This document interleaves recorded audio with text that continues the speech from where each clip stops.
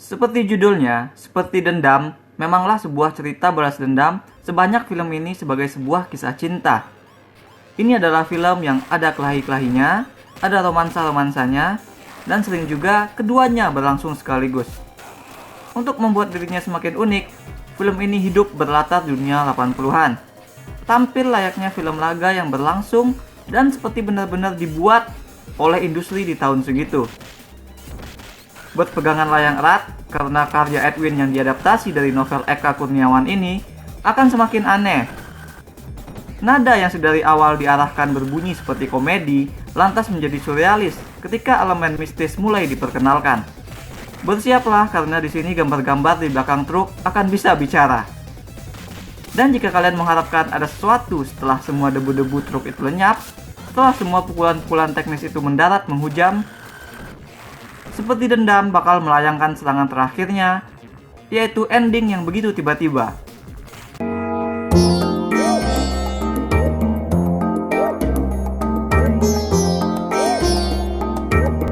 Pada masih ingat nggak sama ayah Shang-Chi dalam film kungfu MCU, Shang-Chi dan The Legend of the Ten Rings? Gembong penjahat yang bertemu perempuan penjaga desa, lalu mereka berantem dengan begitu elegannya sehingga kayak sedang menari, yang menghantarkan mereka menjadi saling cinta. Well, itu semua jadi nggak seberapa romantis jika dibandingkan dengan Ajo Kawir dan Iteng di film seperti Dendam. Tadinya, Ajo Kawir kepengen membunuh seorang juragan, maka dia harus berurusan dulu dengan bodyguard sejuragan, gadis yang tak kalah jagoan bernama Iteng. Dan oh boy, berantemnya Ajo Kawir lawan Iteng di lokasi truk angkut-angkut pasir itu sungguh-sungguh intens. Beneran kayak film-film silat low budget tempo dulu. Edwin tidak membumbui itu dengan adegan yang elegan seperti pada Shang-Chi, melainkan dia menampilkannya sekasar mungkin. Jikapun ada polesan, maka itu difungsikan untuk menahan tone alias nada supaya tetap berada di kotak over the top kelucuan. Memang adegan berantem awal pertemuan mereka itu membuatku tercengang. Kamera nggak banyak ngekat, langsung aja nampilin gitu. Aku mungkin salah, tapi mereka nggak kelihatan pakai stuntman.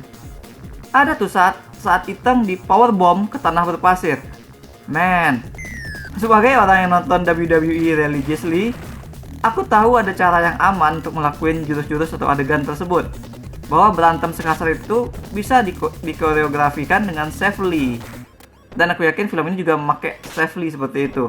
Tapi tetap saja aku kagum sekali sama Martino Leo dan Ladia Cheryl yang berani dan sanggup ngelakuin adegan tersebut dengan baik. Pertarungan nyaris hidup mati itu jadi koneksi yang sangat personal bagi Ajo Kawir dan Iteng. Pemuda yang haus berkelahi sebagai pelampiasan frustasi dan semacam pembuktian diri, bertemu dan dibikin humble oleh perempuan tangguh yang seperti memahami lelaki seperti dirinya. Nah, koneksi mereka ini is on another level gitu. Cinta yang di level yang berbeda. Tapi ternyata itu hanyalah salah satu bentuk unik pure love yang digambarkan oleh film ini. Untuk satunya lagi, kita letakkan dulu konteks ke dalam cerita ini. Bahwa alasan Ajo Kawir nafsu cari ribut adalah karena dia percaya itulah satu-satunya cara bagi dia untuk menunjukkan kejantanan. Bahwa meskipun burungnya nggak bisa berdiri, dia tuh masih cowok. Kita hanya bisa membayangkan berantemnya aja seintens itu, dimana nanti pergumulan mereka diranjang, ya kan? Tapi Ajo Kawir nggak bisa begitu. Ajo Kawir awalnya malah sempat minder dan menghindar dari Iteng. Tapi Iteng tetap mau dan akhirnya kawin dengan Ajo Kawir. Relationship Ajo Kawir dan Iteng lantas menjadi pondasi besar untuk bangunan cerita seperti Dendam. Chemistry Leo dan Cheryl hanya tersendat oleh dialog jadul yang kerap sedikit terdengar janggal saat momen-momen mereka ngobrol. Seperti saat berantem tadi, keduanya tampak lebih klik dalam bahasa gerak dan ekspresi. Dan sebenarnya itu saja sudah cukup untuk memikul narasi film ini. Karena memang seperti Dendam lebih excellent ketika menampilkan entah itu aksi, dunianya, atau hal sesimpel joget dangdut di kawinan. Aku menikmati ketika narasi masih berpusat di Ajo Kawir berusaha menjadi the better man setelah menikah dengan Iteng. Dia berusaha meninggalkan kebiasaan lama, dan dia bahkan berjanji untuk tidak membunuh si Macan, seorang lagi gembong penjahat dengan kepala berharga tinggi. Harga yang mestinya bisa memberikan kehidupan yang lebih layak bagi rumah tangga Ajo dan Iteng. Namun konflik sebenarnya baru datang setelah mereka kawin. Ajo dan Itang sama-sama punya hantu di masa lalu. Impotensi Ajo berasal dari trauma masa kecil yang perlahan tapi pasti menjadi pemicu konflik. Sementara teman lama Itang datang menawarkan solusi sekaligus ancaman bagi Ajo. Jika ini adalah cerita biasa, maka film akan berakhir saat turning point cerita ini. Saat yang berusaha dibangun Ajo bersama Itang hancur, membuat mereka terpisah. Tapi seperti Dendam, film yang spesial. Baru sekarang dia tuh kelihatan jelas intensinya. Film ini ingin mengeksplorasi impotensi. Dalam hal ini bisa dilihat sebagai pria yang merasa dirinya lemah. Kenapa seorang pria bisa merasa begitu? Bagaimana menyembuhkan impotensi berarti adalah bagaimana cara yang benar bagi seorang pria merasa dirinya jantan. Apakah merasa macho memang sepenting itu? Pamungkas film ini sebenarnya terletak di eksplorasi itu. Saat menunjukkan Ajo Kawir berusaha menemukan jalan pulang kepada Itang. Namunnya lagi justru di paruh akhir yang difungsikan untuk itulah, film ini mulai terasa nggak koheren. Begitu masuk paruh akhir, seperti Dendam seperti berjuang mencari arah untuk finish. Tidak lagi berjalan untuk bercerita. Dia jadi seperti masuk ke mode mengakhiri cerita dengan tetap bergaya gitu. Masalahnya di titik itu, masih banyak elemen yang harus diceritakan. Ketika menggali lebih dalam ke asal-muasal penyakit Ajo Kawir, ataupun ketika memaparkan kejadian horrible apa yang menimpa Itang saat masih masuk usia remaja, film mulai menapaki arah yang surrealis. Katakanlah ada karakter hantu yang dimunculkan. Lalu juga ada perilaku semena-mena dari aparat yang dirahasiakan, yang juga mengait ke persoalan Petrus dan Presiden di periode waktu itu. Untuk menambah kuat karakter periode dan dunianya, film ini juga sekalian memberikan peristiwa gerhana sebagai latar. Karakter-karakter baru pun lantas muncul. Ada Kevin Ardilova yang jadi karakter yang lain dari biasanya. Ada Ratu Felicia yang mainin salah satu karakter terseram seantero 2021.